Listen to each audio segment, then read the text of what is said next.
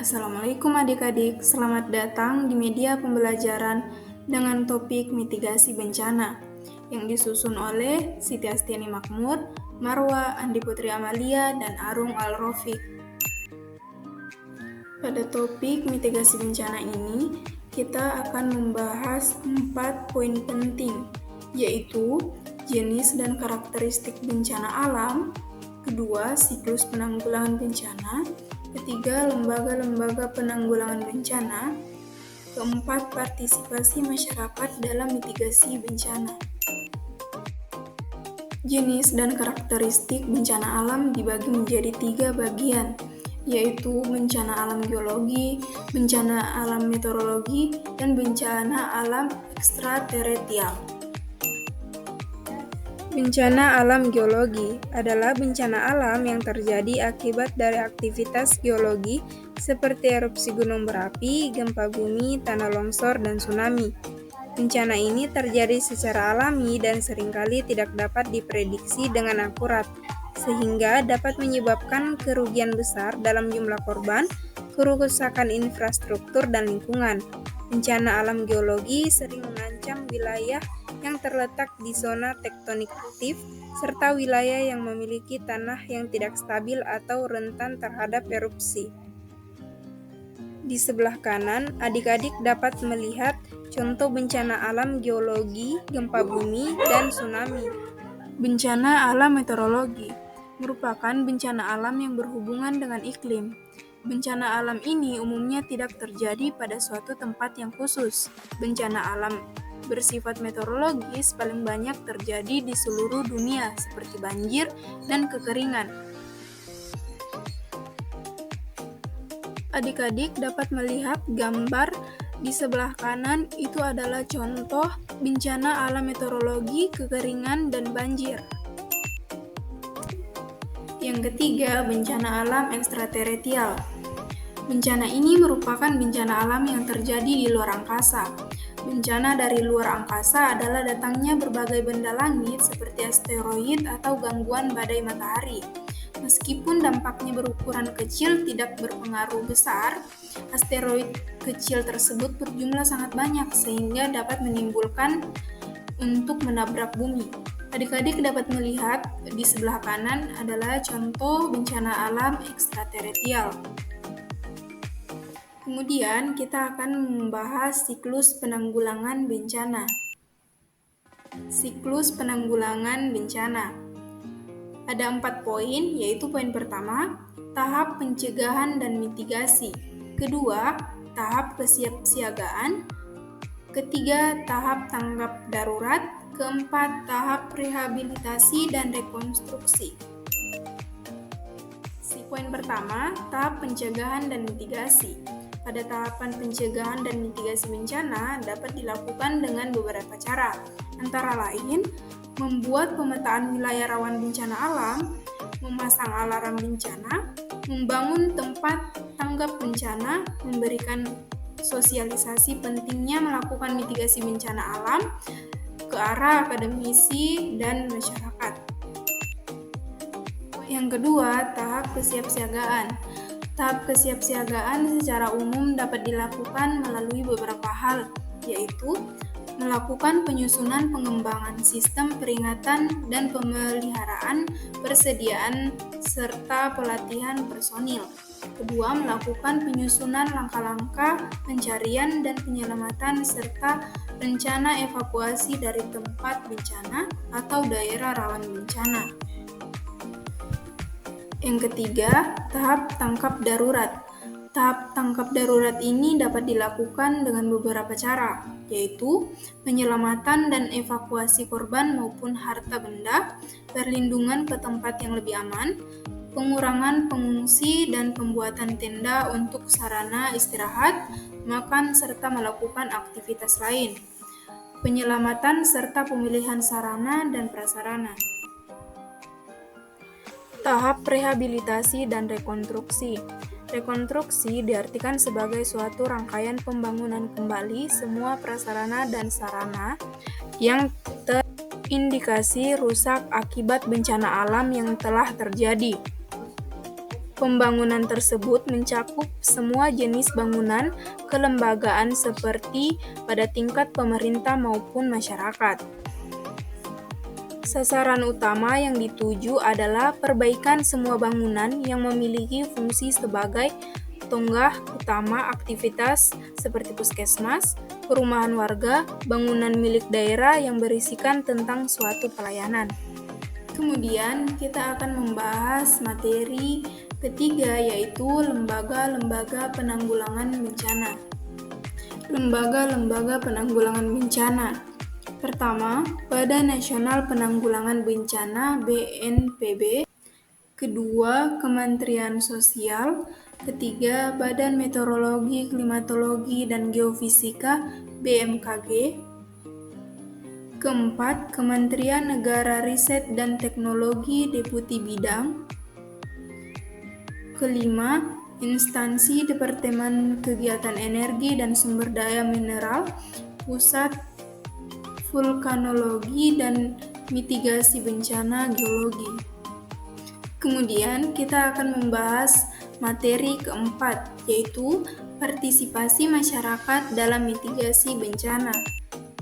Partisipasi masyarakat dalam mitigasi bencana dibagi menjadi 3 bagian, yaitu prabencana, saat bencana, dan pasca bencana. Prabencana.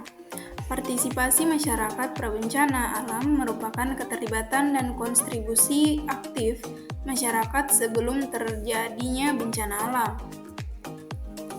Tujuan dari partisipasi masyarakat prabencana adalah untuk mengurangi resiko dan dampak dari bencana alam, serta meningkatkan kesiapsiagaan dan ketahanan masyarakat dalam menghadapinya. Partisipasi masyarakat prabencana alam dapat dilakukan dalam berbagai bentuk, antara lain: 1. Pemberdayaan masyarakat.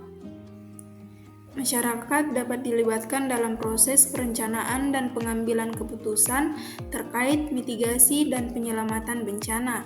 Masyarakat dapat diberikan peran aktif untuk mendeteksi, menginformasikan, dan memberi saran terkait potensi bahaya bencana serta langkah-langkah mencegahnya. Kedua, pengembangan kapasitas. Masyarakat dapat dilatih dan diberi pengetahuan serta keterampilan dalam menghadapi bencana alam. Ini meliputi pelatihan tentang tindakan awal, evakuasi, penyelamatan diri, pemadaman kebakaran, pertolongan pertama, dan keterampilan bertahan hidup.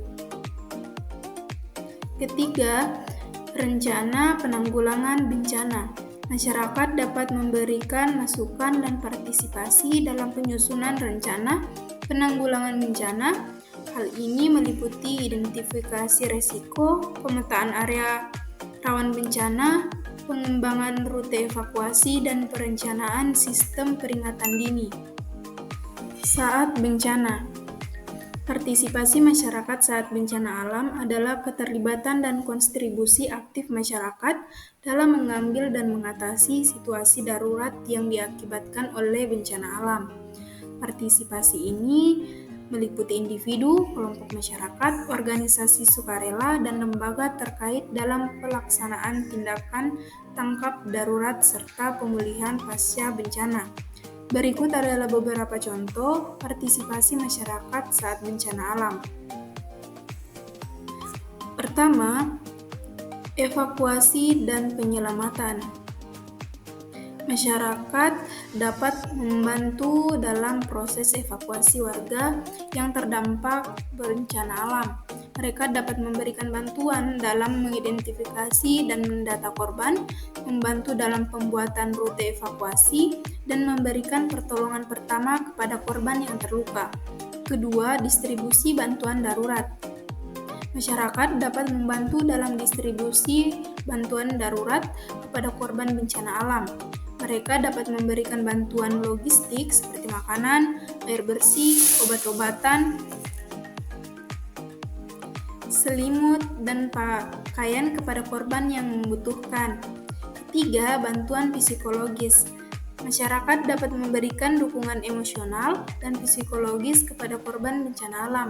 Mereka dapat memberikan pendampingan dan konseling, serta melibatkan diri dalam kegiatan penyembuhan psikologis, seperti penyelenggaraan kelompok diskusi, terapi seni, atau aktivitas komunitas untuk membantu korban mengatasi trauma dan kesulitan mental akibat bencana. Pasca bencana, partisipasi masyarakat saat pasca bencana alam adalah keterlibatan dan peran aktif masyarakat dalam proses pemulihan dan pembangunan setelah terjadi bencana. Partisipasi ini mencakup upaya dan kontribusi masyarakat dalam membangun kembali infrastruktur, memperbaiki kerusakan, mengembalikan kehidupan normal, dan membangun ketahanan terhadap bencana di masa depan. Berikut adalah beberapa contoh partisipasi masyarakat saat pasca bencana alam. 1. Rekonstruksi dan pembangunan. Masyarakat dapat berpartisipasi langsung dalam rekonstruksi dan pembangunan infrastruktur yang rusak atau hancur akibat bencana. Mereka dapat ikut serta dalam pembangunan kembali seperti rumah, jembatan, jalan, fasilitas kesehatan, sekolah, dan fasilitas publik lainnya. Kedua, perencanaan dan pengambilan keputusan. Masyarakat dapat berkontribusi dalam perencanaan dan pengambilan keputusan terkait pembangunan pasca bencana. Mereka dapat mengikuti pertemuan-pertemuan partisipatif, forum diskusi, atau kelompok kerja untuk menyampaikan ide, pendapat, kebutuhan, dan harapan mereka terkait pemulihan. Ketiga, pemulihan ekonomi. Masyarakat dapat berperan dalam pemulihan ekonomi setelah pasca bencana alam. Mereka dapat mengembangkan usaha mikro atau kecil, koperasi atau kelompok pengajaran untuk menciptakan lapangan kerja baru dan mengaktifkan kembali sektor ekonomi yang berdampak. Kemudian, adik-adik dapat melihat peta persebaran bencana alam di Indonesia yang dibagi menjadi 3 kelas rawan, yaitu tinggi, sedang, dan rendah. Di mana kelas rawan tinggi ditandai dengan simbol berwarna merah, dan kelas rawan sedang disimbolkan dengan warna kuning, dan kelas rawan rendah disimbolkan dengan warna hijau. Itulah tadi pemaparan materi tentang mitigasi bencana alam. Saya harap adik-adik dapat memahami materi yang saya sampaikan. Sekian dan terima kasih.